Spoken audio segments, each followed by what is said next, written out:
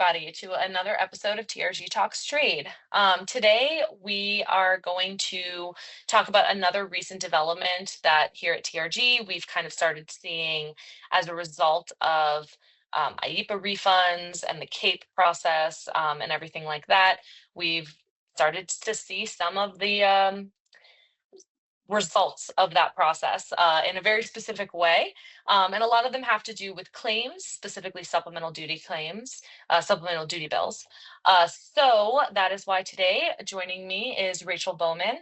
She is our underwriting and claims manager here at TRG. And so she's going to kind of talk us through what we've started to see. Rachel, do you want to kind of get us started with kind of what we've seen and what's going on? Yeah. So as these entries have been liquidating that were filed in CAPE, Customs created a new liquidation reason code that points to the fact that entries are being liquidated due to CAPE filings. So that new code is 36, and it's associated specifically with entries filed in CAPE. What we have also been seeing is bills, supplemental duty bills issued on entries that were filed in CAPE. Entries that you might be expecting a refund on are now suddenly resulting in supplemental duty bills, with the reason being they were CAPE filings.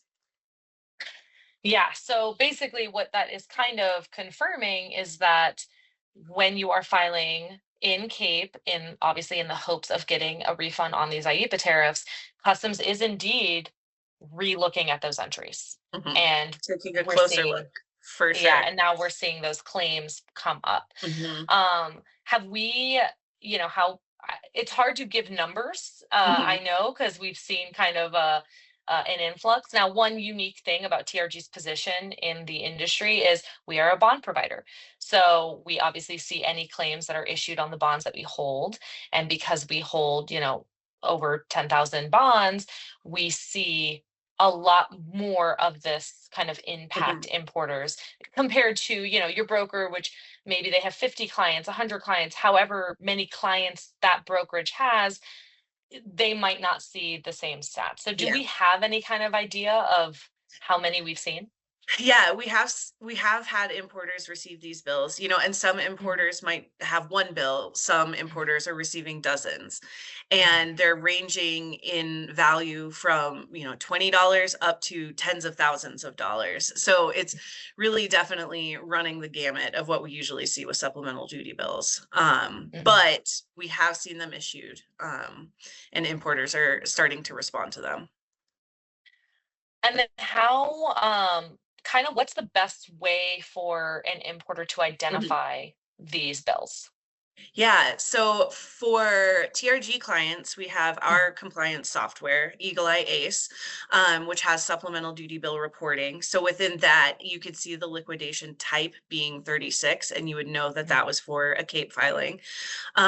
Customs has also created new reporting in their ACE platform that's specific to CAPE filings. And so you can see liquidation statuses in there that would indicate that they were liquidated with a bill for CAPE filings. Yeah, so you mentioned the code is 36. The way we've kind of seen it formatted is kind of 36:CAPE. So if you're seeing that either under the bill reason code or the liquidation status, that is how you know that this is happening. And then in CAPE, in ACE, I know that CAPE filing, we don't have access to the CAPE specific reporting because we are not, as a reminder, if you are looking for somebody to help you file within CAPE, it's really not something TRG can do as your bond provider. It really has to be the importer themselves, the broker that filed them. There are some companies that are out there that can help you, that if you need help, you can reach out, we can help point you in that direction. But because of that, we can't see that reporting within an ACE ourselves. So I know that there has been, I think you mentioned it was like deferred, like a status, a treasury deferred status, meaning any refund you would have been owed has been deferred to a bill to pay off the bill. Okay. Okay. And so then that kind of moves into our next kind of point I wanted to kind of ask you, which is Mhm. how are these claims then affecting the refund itself? Mhm. Yeah, so basically customs is taking whatever you would have been owed as a refund and Mhm. applying it to what they're saying you now owe them for whatever they're seeing in your entry that has resulted in a higher duty rate. Mhm. And then issuing the bill as resulting difference between what they owe you and you owe them. Okay. So what essentially you're not getting the refund at that Right. point because they're Right. applying that payment to Hmm. something they're saying is outstanding with them. And now not only are you not getting a refund, you have a bill on top of that. Yep. Hmm. Oh, yeah. Yeah, so definitely a stressful situation, For sure. filing for a refund and instead you're getting these bills.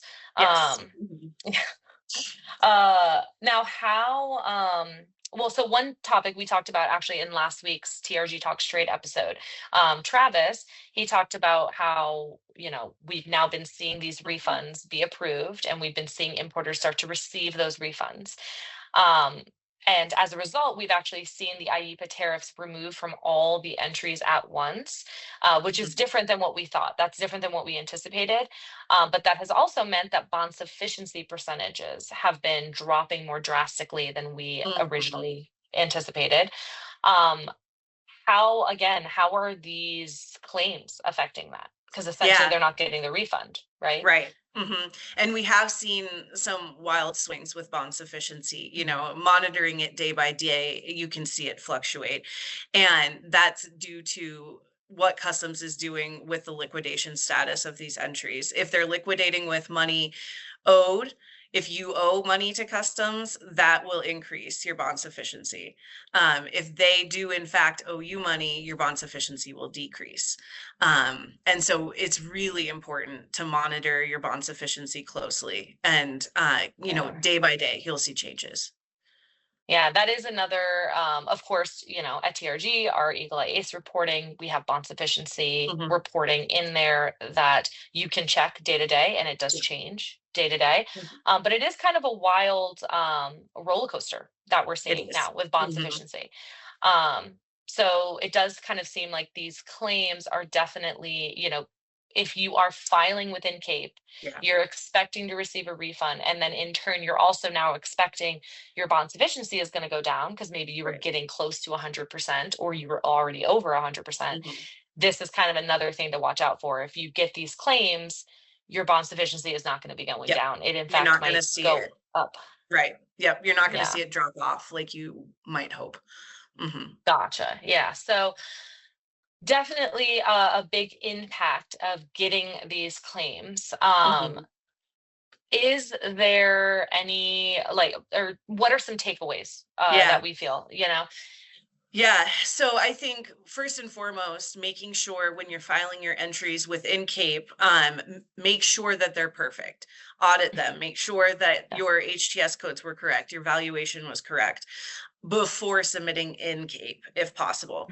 Mhm. Don't give them the chance to find something wrong with the entries. Yeah. And then, secondly, if you do receive a bill for entries filed within CAPE, don't just assume that that's correct. Do some research into what customs could possibly be seeing as incorrect with the entry. You do have from the date the entry liquidates with a bill owed, you have 180 days to file a protest. Keep in mind that the bill will continue to accrue interest every 30 Mhm. days. It will become a demand to the surety after 60 days. So from our perspective, best practice would be to pay the bill and then proceed with the protest. Paying the bill doesn't mean you agree with the liquidation.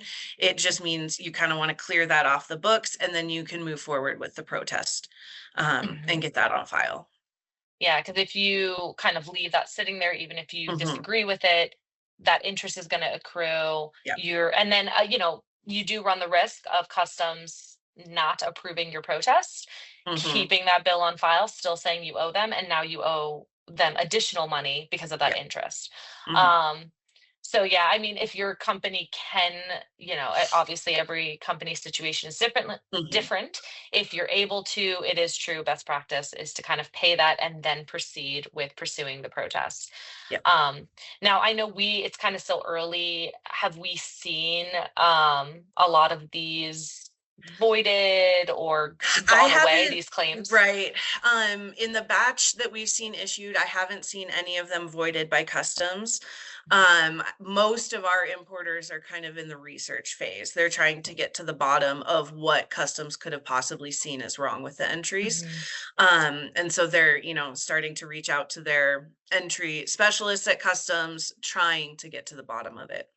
Yeah, because that's another interesting point, is that typically with these supplemental duty bills, that bill reason code gives you an idea of what customs Right. saw was wrong. So in this case, you really don't have that, right? Yes. Yeah. Yeah. Typically, that liquidation reason code will be classification. So that customs had issue with the HTS code you Yeah. used, or valuation, quantity, anything like that. But just a blanket CAPE status is a little less descriptive. Yeah. Yeah. So it really kind of is on the importer to now even more so find out what happened. What are they seeing? I know a lot of importers have been feeling like, well, how did they even get these numbers? You're saying I owe you this money, but how does this math work? Yeah. And do we have any help to point people It's toward? difficult. The invoices you receive from customs will have some basic contact information on them. Typically that's for the billing department at customs, who is really just acting in a ministerial role in issuing the bills. But I think, reaching out to your centers of excellence and expertise that your products apply to, or, if you have entry specialists within customs that you're in contact with, they might be able to point you in the right direction. Yeah. Yeah, I think it is, I mean, it would be great if they kind of had a dedicated line. I know with the 301 tariffs, especially back in 2018, 2019, they did have a dedicated hotline for 301. Maybe that's something we'll see in the future with these claims, things are especially evolving pretty quickly. So I wouldn't be surprised if they create some kind of, portal for that type of contact. Yeah. And I mean, and also, if any of you watching, if you guys have found the best route to go, the best contact to go with to get answers, by all means, let us know. We would love to be able to point people toward the best place that they can go to get some answers. Unfortunately, we're kind of at the moment in the stage of this where we're seeing it happen, and we're just trying to guide importers as best we can. But I think that the biggest takeaway of this is that customs is absolutely auditing your entries. If you file within CAPE, they are absolutely doing that. It's something that, within the industry, there was a lot of talk before CAPE was rolled out about how, keep in mind, if you file these entries for refunds, they're going to look closer at you. And a lot of people were, not sure how that would go or if that would even happen. And we can now confirm that, yes, that is indeed happening. I think there was some skepticism as to if customs had the resources to do that. And they very clearly do. Yes. And I mean, and a lot of it does go back to, I mean, for years, we've been talking about the modernization of customs and how with the influx of data, it's great to be able to provide reporting. And, in the industry, we have a lot more transparency and visibility with customs, but that goes the other way as well, which means they're able to dig through your data and kind of enact things faster. And again, there's pluses and minuses with that. So far, CAPE has been working, right? People have been receiving refunds, and it's kind of been a almost a positive, right, to see that this is happening and working. But of course, there is this other side, which is that these claims are being issued, and just to be aware of it and keep an eye on your data, right? And kind of talk to, again, have open communication with your broker, with your bond provider.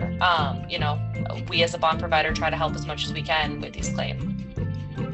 Thank you for joining us, everybody, for another episode of TRG Talks Trade.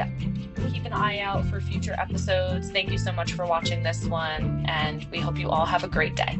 Thank you.